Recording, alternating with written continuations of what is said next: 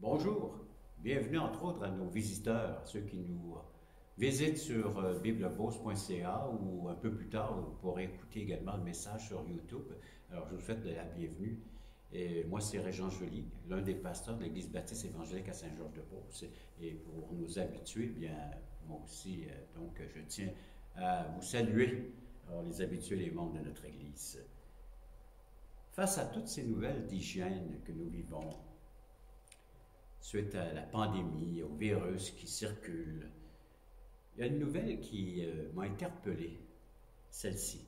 Celle concernant les rassemblements, la distanciation. Nous sommes appelés à veiller, à surveiller, et même par nos gouvernements et les policiers, à dénoncer ceux et celles qui ont un comportement inadéquat ou antisocial, de signaler l'abus. Et j'ai réagi de deux façons. Moi, j'ai réfléchi et je me suis dit, pour que les gouvernements nous disent de dénoncer les abus ou les comportements inadéquats, il y a un danger réel, un grave danger de se retrouver ensemble et de se transmettre le virus ou la maladie. Et un deuxième, c'est l'importance donc de veiller les uns sur les autres et l'importance de connaître la vérité sur certains faits, entre autres du danger qui guette tous et chacun. Et en tant que chrétien, je me suis dit, j'ai quelque chose à dénoncer. Dieu m'appelle, m'interpelle à dénoncer quelque chose de réel, de vrai, un grave danger dans notre monde, dans notre société, qui nous concerne tous. D'autres veulent crier haut et fort qu'il y a un complot. Il faut dénoncer ce qui se trame. Il y a une mauvaise action quelque part qui se prépare. Il y a un coup monté. En voici un exemple. C'est un article de journal Le Soleil, paru le 7 avril 2020, donc en pleine pandémie, rapporté par M. Gilles Vandal. Alors, c'est un article qui est paru aussi dans la Tribune. Et voici cet article. Il existe plusieurs théories du complot utilisant la formule Nouvel Ordre mondial. Elle dénonce un projet de domination planétaire à travers des institutions prétendument démocratiques, des institutions non gouvernementales ou bien des régimes totalitaires. Nous aimerions examiner avec la tête froide et un esprit rationnel les différentes rumeurs de conspiration qui circulent concernant le nouvel ordre mondial. Le 11 septembre, les Illuminati, les francs-maçons, les jésuites, l'islam, etc. Et proposer des explications basées sur des faits bien établis sans verser dans la paranoïa. Comme tout le monde, vous êtes pressé, stressé et que vous disposez de peu de temps. Toutes ces occupations peuvent détourner votre regard de choses essentielles et graves. Vous en avez bien conscience, mais qui croire? Il y a tant de rumeurs folles qui circulent. Toutes ces occupations, ces dénonciations qui sont décrites dans cet article peuvent détourner notre regard de choses essentielles et graves. Et c'est là que j'aimerais qu'on aille, emprunter ce chemin où se trouvent des choses graves.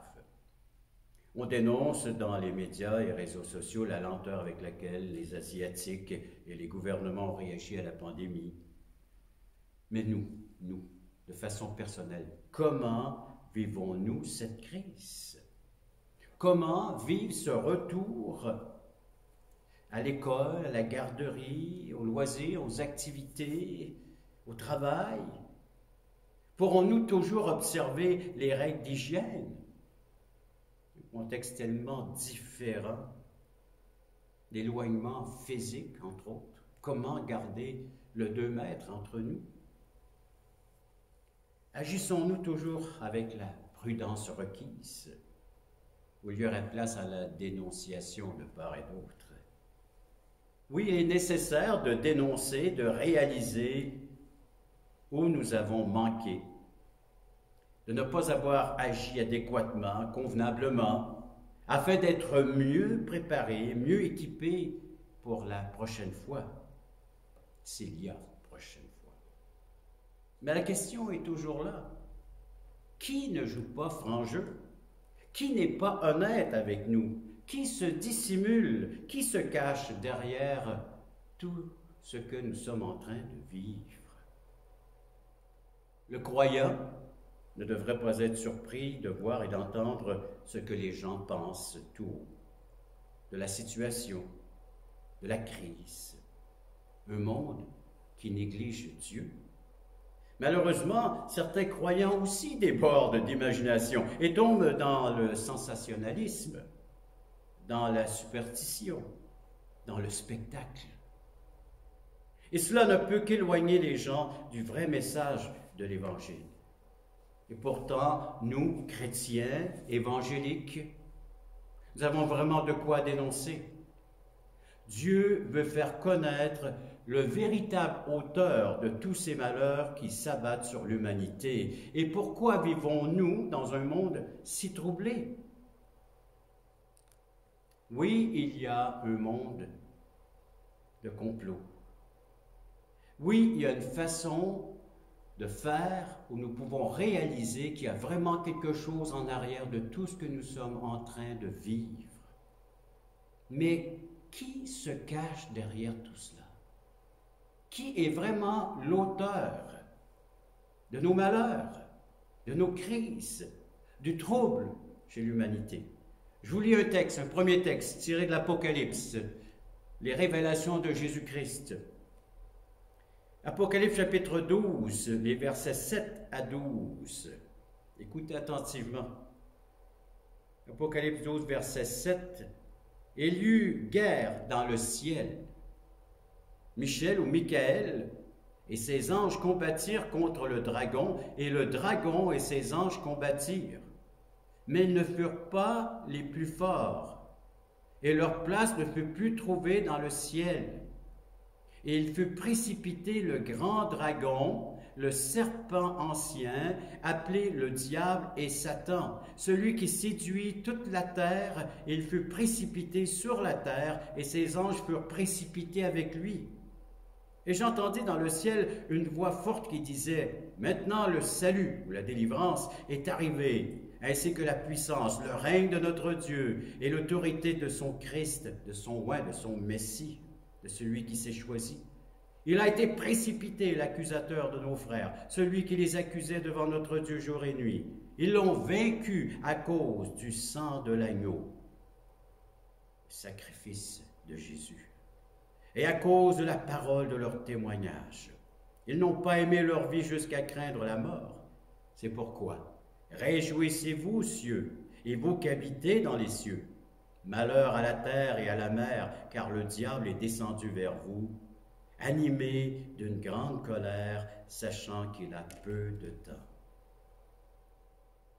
Oui, chers amis, il y a une guerre cosmique, une guerre céleste, une guerre qui concerne chacun d'entre nous.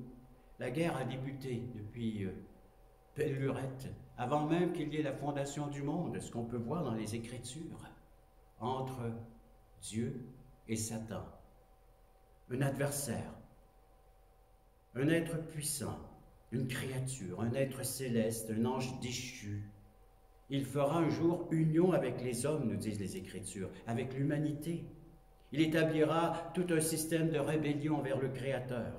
Il agira avec une telle malhonnêteté intellectuelle en utilisant sa puissance, la manipulation et en tordant les faits et la vérité.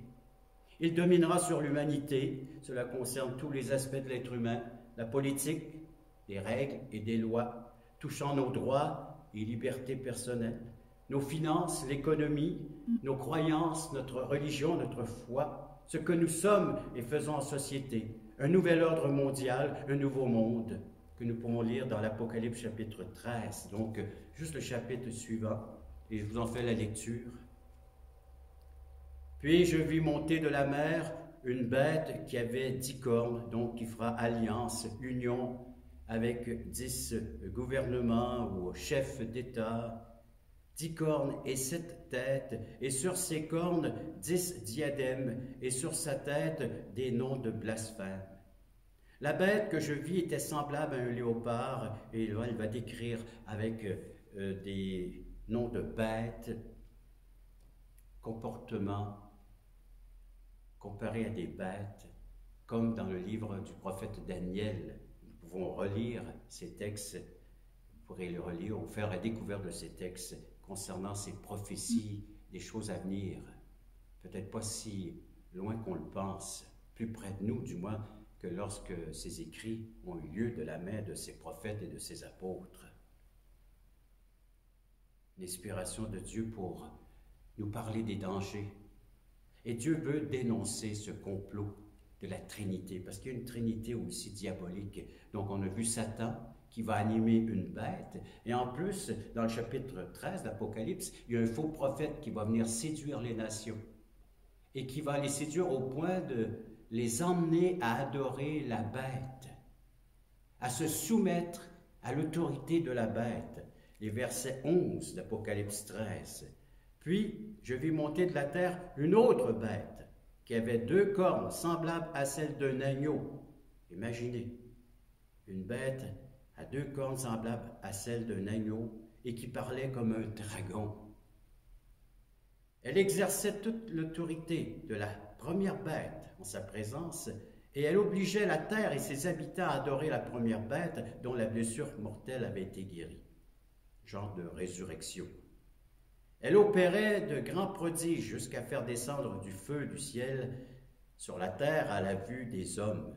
Et elle séduisait les habitants de la terre par des prodiges qui lui étaient donnés d'opérer en présence de la bête, disant aux habitants de la terre de faire une image de la bête qui avait été blessée par l'épée qui vivait, et il lui fut donné d'animer l'image de la bête afin que l'image de la bête parle et qu'elle fasse de tous ceux qui n'adoreraient pas l'image de la bête soient tués.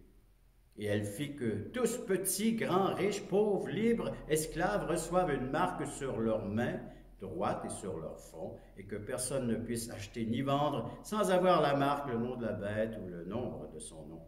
Et c'est ici la sagesse que celui qui a de l'intelligence calcule le nombre de la bête, car c'est un nombre d'hommes, et son nombre est 666. Que de fois, ce chiffre a fait couler d'encre, que d'écrits. Donc, il y a une guerre qui a débuté dans les lieux célestes. Un jour, cette guerre, eh bien, se déroulera directement sur la terre.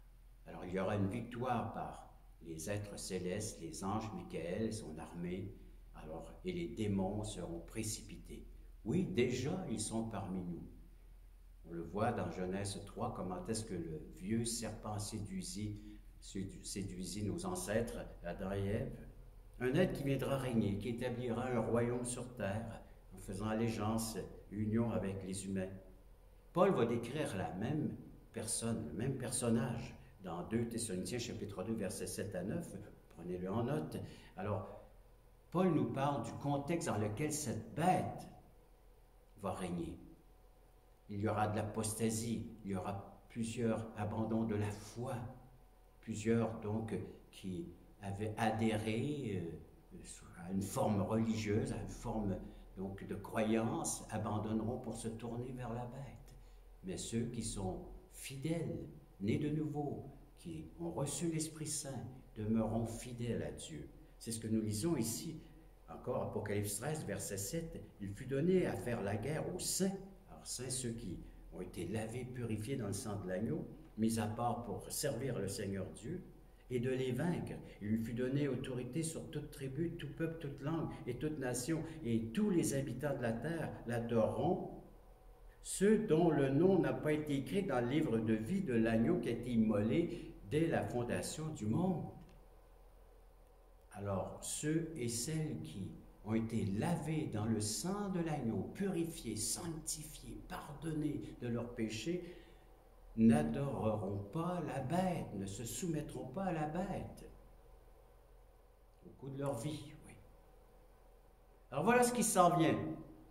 Dieu veut dénoncer, veut nous aviser, nous avertir de graves dangers qui s'en viennent, qui s'en viennent, donc, ils sont là parmi nous. Alors, donc, ces deux textes, si on les examine de plus près, on voit le contexte dans lequel cette bête apparaîtra, ou ce personnage animé des puissances des ténèbres. Et dans l'Apocalypse 13, nous voyons ce qu'il va faire, ce qu'il va réaliser, établir un système, un monopole sur tous les êtres humains. Il agit déjà, c'est ce que nous disent les Écritures, jusqu'à ce qu'il tombe du ciel et qu'il envahisse la terre avec tous ses démons. Mais déjà, il agissait. Et entre autres, lors de la venue de Jésus-Christ, si on retrace, alors comme un inspecteur, vous savez, il y a eu un crime, un lieu de crime, et on fait venir des inspecteurs afin de pouvoir trouver des indices. Qui est le criminel?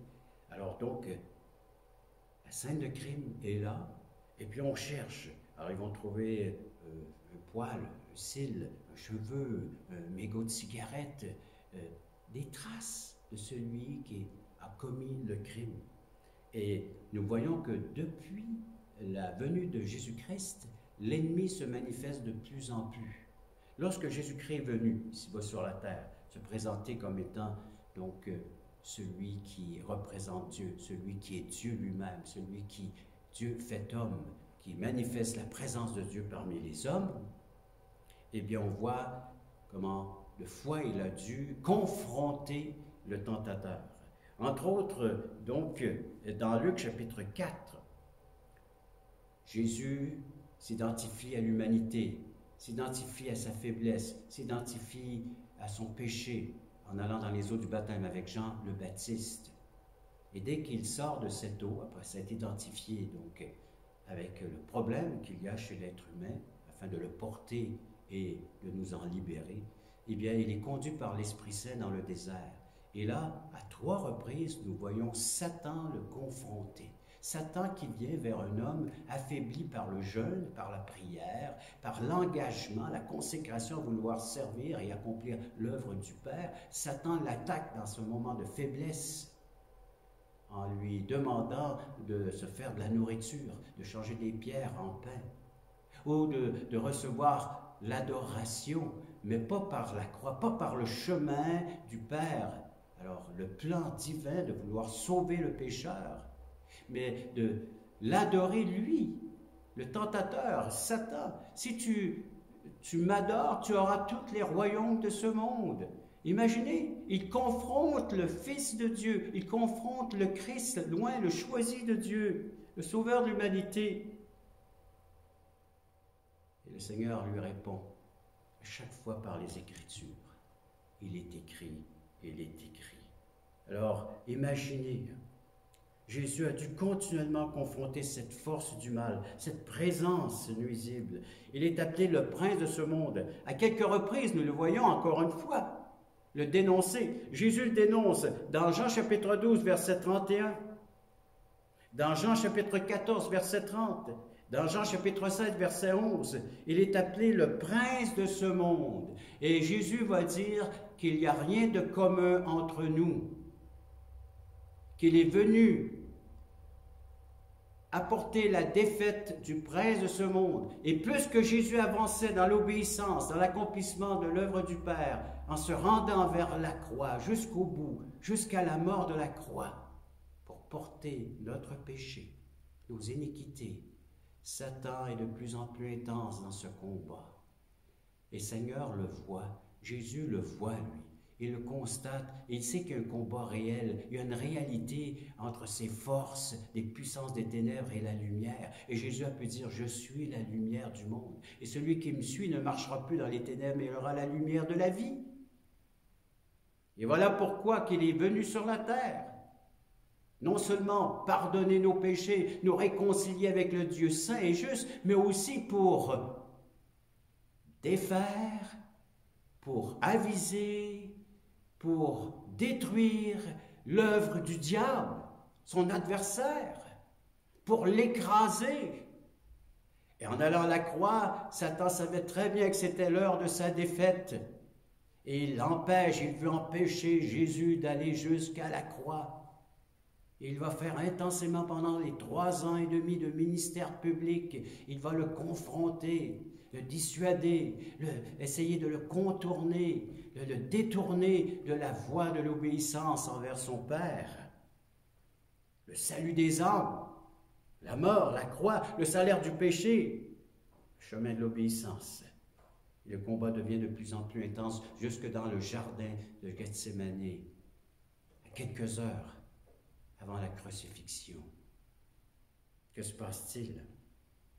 Alors, un être qui veut s'emparer des cœurs en les séduisant afin de mieux régner sur leur vie et accomplir ses propres buts, de se faire adorer à la place de Dieu, de se glorifier, de prendre plaisir à recevoir des hommes les honneurs et la gloire, et de retirer tout cela de Dieu, du véritable Créateur, de régner sur tous les habitants de la terre, de prendre le monopole en se faisant passer pour un sauveur, un libérateur, alors qu'il est appelé dans les Écritures l'Antichrist, anti-Dieu, l'imitation ou la singerie du véritable Messie.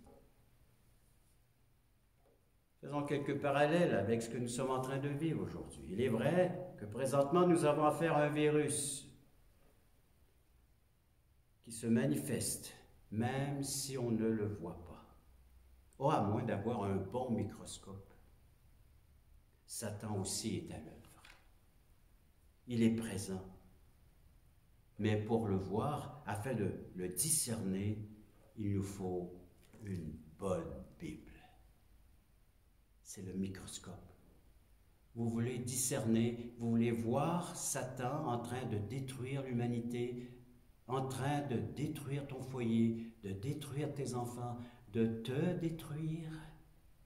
Lis la parole de Dieu et tu verras la manifestation de cet être diabolique, le destructeur, l'accusateur des saints, celui qui en veut à Dieu et à tout ce qui pourrait représenter Dieu, entre autres sa création et surtout son Église.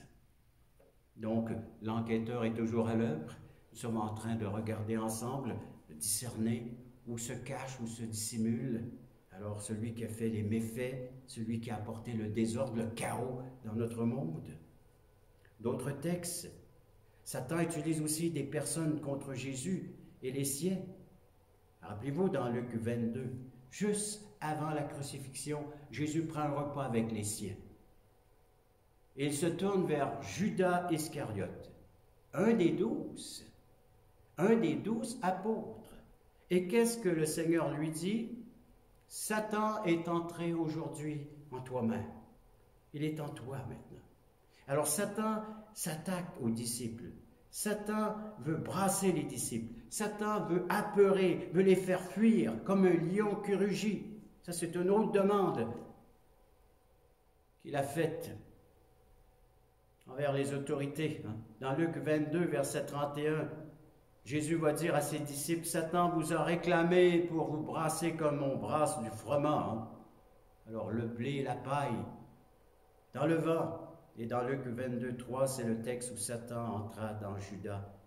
Et le récit nous montre que il semble que c'est seulement Jésus qui est conscient de cette présence, que ce soit Satan qui rentre dans Judas, que ce soit Satan qui réclame à cribler, à vouloir brasser les disciples de Jésus.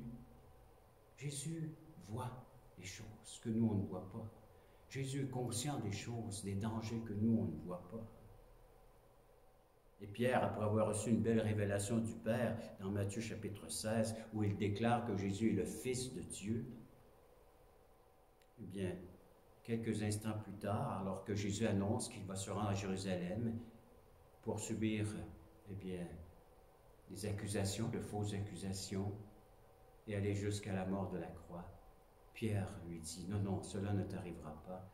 Et encore une fois, Jésus est conscient de qui viennent ces pensées. Et il va dire, Satan, arrière de moi, Satan. Les pensées. Alors pourquoi le dénoncer? C'est le deuxième aspect, parce qu'on court de grands dangers. Les gens meurent sans cette espérance en Christ, sans avoir la certitude d'être pardonnés et d'avoir une place au ciel auprès de Dieu. Plusieurs d'entre nous me posent des questions, d'entre vous me posent des questions, oui, comme face à l'existence de la mort, l'éternité et l'anxiété. Tout comme on a dû aviser les gens de la présence du virus dans le monde, d'informer face à la pandémie, de veiller sur la santé publique et la nôtre, apprendre à nous protéger de la propagation du virus en veillant et prenant soin de nos aînés, de nos jeunes, nos enfants, et de la distance à prendre entre nous, eh bien, nous devons apprendre nous aussi à nous protéger du mal. Les difficultés, les dangers de notre âme sont réels. Autant les attaques de Satan font partie de la réalité pour chacun d'entre nous, autant la protection divine fait aussi partie de cette réalité. Et c'est pourquoi que la résistance se fait en choisissant constamment de se placer par une soumission volontaire à la volonté de Dieu, comme Jésus l'a si bien fait, en acceptant ce qu'il nous offre en son Fils Jésus, la réconciliation, la délivrance, la victoire. Le mystère de l'iniquité agit déjà, précise Paul dans 2 Thessaloniciens chapitre 2, verset 7, et la porte d'entrée est la rébellion, la révolte envers Dieu. C'est les traits de caractère du mal, de désobéir. C'est certainement pas une personne à inviter à prendre un repas ou à inviter à s'asseoir dans notre salon ou dans notre cuisine. C'est un ennemi actif. Il est déjà à l'œuvre. Il le sera de plus en plus. Oui, le livre de l'Apocalypse, dernier livre de la Bible, évoque largement cette question. Le diable fait la guerre contre ceux qui obéissent au commandement divin et ceux qui témoignent de sa foi en Christ dans ce monde. L'Écriture parle de l'action du diable. Il perturbe la vie des églises et leur témoignage. Il fait que les chrétiens soient persécutés. Il obscurcit l'intelligence des non-croyants. Il tente le chrétien. Le diable exerce un réel pouvoir sur le monde actuel. Satan est devenu maître dans l'art de l'illusion et de la tromperie. Il peut se déguiser en ami de Jésus, en apôtre, en serviteur, en prophète, se faire passer pour un disciple de Dieu, de Christ, se déguiser même en messager de lumière et de vérité. 2 Corinthiens chapitre 11, verset 14. Alors, tout comme certains croient que le virus n'existe pas ou il est inoffensif, c'est une simple grippe, Satan agit de la même façon, il fait croire qu'il est inoffensif ou même inexistant. Et la conclusion, les gens pensent que ce n'est qu'une illusion, une fable. Il séduit les nations, il séduit les habitants de la terre pour les conduire à leur perte éternelle. Jésus a dit qu'il était la lumière. Il veut nous conduire dans la vérité. Alors donc, accompagnons-le dans son œuvre. C'est lui qui combat. C'est lui qui remporte la victoire sur l'ennemi. Dans Jean chapitre 3, verset 20, il nous est dit que les gens préféraient les ténèbres à la lumière à cause de leurs œuvres mauvaises. Dans Jean 8, verset 12, Jésus se fait connaître comme étant la lumière, celui qui révèle l'état de notre cœur. Car voyez-vous, ces vérités nous concernent. Nous sommes tous atteints du mal. Il est bel et bien présent en chacun de nous. Satan est venu semer le péché, la pagaille, la discorde. Il veut entraîner le plus grand nombre avec lui, mais où veut-il les entraîner? Apocalypse chapitre 20. Où veut-il entraîner cette humanité, chacun d'entre nous? Il dit, je vis descendre du ciel un ange qui avait la clé de l'abîme, une grande chaîne dans la main. Il saisit le dragon, le serpent ancien, qui est le diable et Satan, et le liait pour 1000 ans, et le jetait dans l'abîme, ferma et scella l'entrée au-dessus. Et ensuite, verset 11 d'Apocalypse, chapitre 20, je vis un grand trône blanc, et celui qui était assis dessus, on sait que c'est le Père, c'est Dieu, le Seigneur Jésus-Christ, hein? C'est la Trinité qui est là assis. La terre et le ciel s'enfuirent devant sa face, et il ne fut plus trouvé de place pour eux. Et je vis les morts, les grands et les petits, qui se tenaient devant le trône de Dieu. Des livres furent ouverts, et un autre livre fut ouvert, celui qui est le livre de vie. Et les morts furent jugés selon leurs œuvres, d'après ce qui était écrit dans ces livres. La mer rendit les morts qui étaient en elle, la mort et le séjour des morts rendirent les morts qui étaient en eux, et chacun fut jugé selon ses œuvres. Espères-tu être jugé par tes œuvres? Tu penses que c'est par tes œuvres que tu vas pouvoir te mériter une place au ciel, que c'est par tes œuvres que tu vas mériter la grâce. Mériter la grâce. C'est incompatible. La grâce est un don. On ne peut pas mériter. Regardez le verset 14. Puis la mort et ses jours des morts furent jetés dans les temps de feu. C'est la seconde mort, les temps de feu. Et quiconque ne fut pas trouvé écrit dans le livre de vie fut jeté dans les temps de feu. Des peines éternelles, des souffrances éternelles. Alors comment agir face à de telles dénonciations, face à la réalité? Nous avons pris connaissance des situations dans les CHSLD, de ces centres de soins de longue durée. Avez-vous remarqué la réaction de M. Legault? Il a demandé de l'aide, l'armée, de la formation, engager 10 000 nouvelles personnes pour y travailler, d'augmentation de salaire.